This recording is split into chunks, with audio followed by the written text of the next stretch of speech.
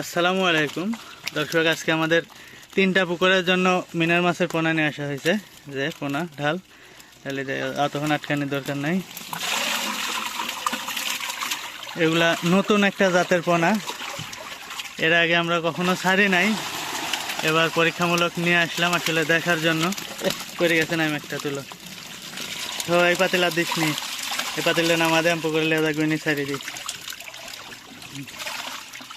আর আটকা দে তাহলে লাফাবি তো।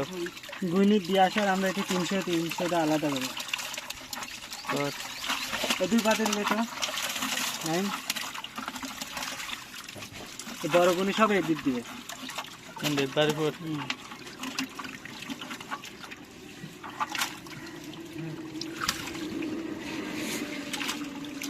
400 টাকা কেজি। 400 টাকা কেজি দর্শক, এই পোনাগুলি 400 টাকা কেজি। আমার ছোট ভাই নিয়ে আসছে। এই যে পোনাগুলি ঘুরতেছে। আসলে আমি এখন এগুলা নিয়ে যাবো, আর আরেক পুকুরের জন্য আলাদা করবে, দেখি পুকুরে নিয়ে সারি।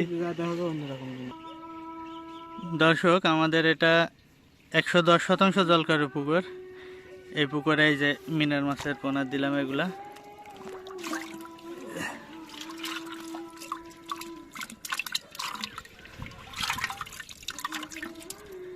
এগুলা নতুন একটা জাতের মিনারের কথা বলছে। এগুলা 400 টাকা কেজি নিছে।